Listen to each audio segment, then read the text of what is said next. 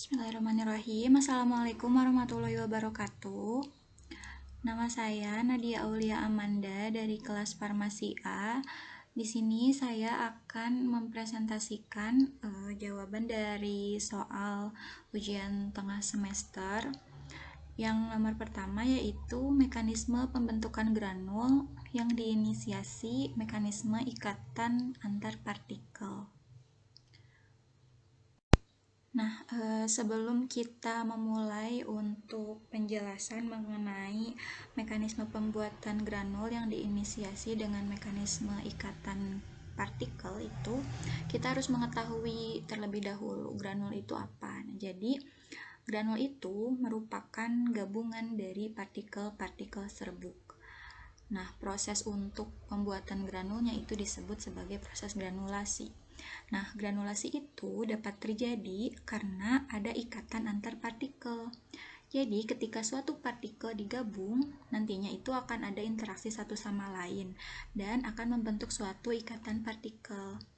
Nah, terdapat 3 tahap mekanisme dalam formasi atau pembentukan massa serbuk jadi granul, baik itu dengan metode granulasi basah maupun dengan metode granulasi kering, di mana teknik ini merupakan penerapan dari mekanisme ikatan antar partikel.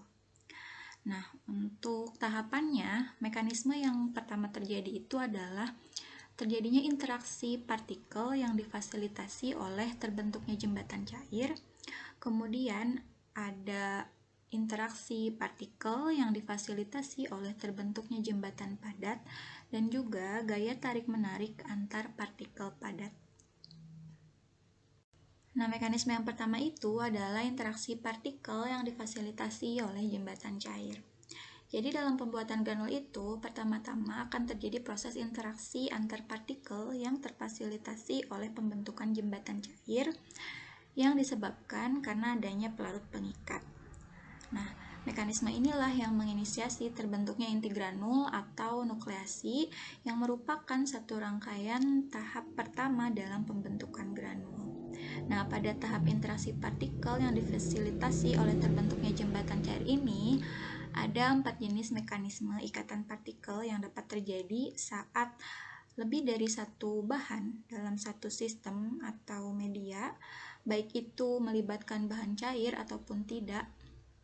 Jadi mekanismenya itu ada mekanisme pendular, funikular, kapilari, droplet, serta ada pseudo droplet. Nah, kalau misalnya dari keempat mekanisme tersebut, yang paling bagus itu adalah yang kapilari. Jadi kapilari itu merupakan wujud yang paling dibutuhkan. Karena pada tahap kapilari masih memiliki sudut-sudut sehingga masih memungkinkan untuk mengikat sehingga terbentuk inti granul atau nukleasi. Nah, tadi kan sudah dibahas mengenai interaksi partikel yang difasilitasi oleh terbentuknya jembatan cair, yang mana pada proses yang tadi itu terjadi proses pembasahan. Kemudian nanti setelah dibasahkan terjadi proses pengeringan sehingga nantinya kandungan air yang terkandung dalam massa granul itu akan dikeluarkan sehingga nantinya granulnya bakalan jadi memadat. Nah, pada tahap ini untuk pembuatan granul dengan metode granulasi basah, mekanismenya itu dimulai dari proses wetting, drying, baru terbentuk final granul. Sedangkan untuk granulasi kering itu mekanismenya itu dimulai dari proses drying langsung terbentuk ke final granul. Nah, kenapa sih kalau yang granulasi kering itu langsung gitu ke proses drying?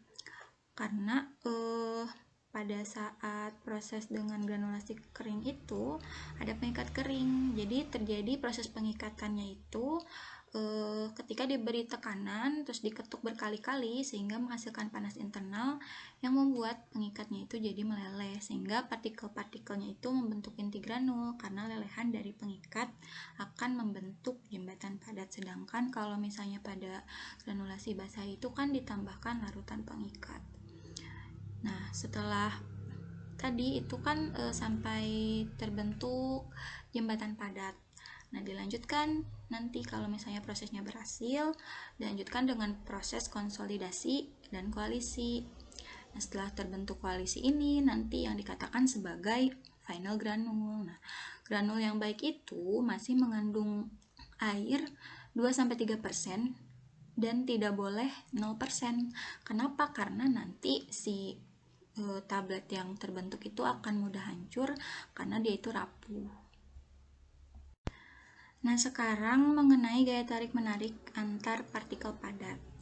Jika sebelumnya telah dibahas terjadinya ikatan antar partikel yang difasilitasi dengan pembentukan jembatan cair dan pembentukan jembatan padat. Nah, kalau pada proses gaya tarik-menarik antar partikel padat ini tidak difasilitasi oleh apapun.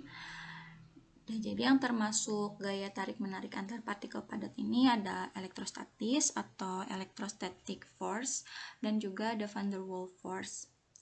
Pada electrostatic force bisa terjadi gaya tarik-menarik antar partikel karena ada perbedaan muatan, yaitu muatan positif dengan muatan negatif. Jadi nanti terjadi tarik-menarik antar partikel karena muatannya berbeda.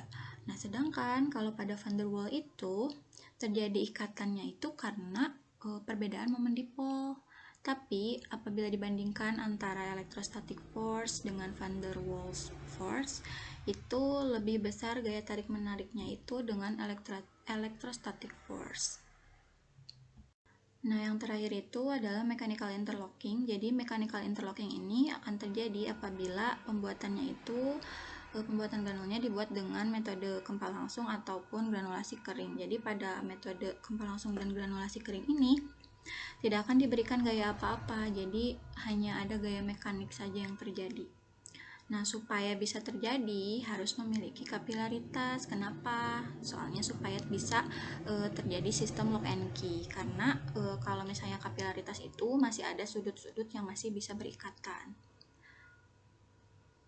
Selanjutnya dapat disimpulkan bahwa proses pembuatan granul dengan metode granulasi itu yang diinisiasi oleh ikatan antar partikel itu terjadi di 3 tahapan, yaitu tahapan pembasahan, nukleasi, dan terbentuk inti granul. Jadi pertama-tama harus dibasahi terlebih dahulu, kemudian terjadi pembentukan inti granul atau nukleasi. Kemudian nantinya inti granulnya akan berkonsolidasi karena bentuknya itu kapiler sehingga memungkinkan terjadi koalisi. Nah, apabila terbentuk koalisi ini yang disebut sebagai final granul. Kemudian pada final granul ini sudah tidak ada kemampuan maksimal untuk berkoalisi lagi, jadi sudah tetap gitu si granulnya sudah terbentuk, makanya disebut sebagai final granul.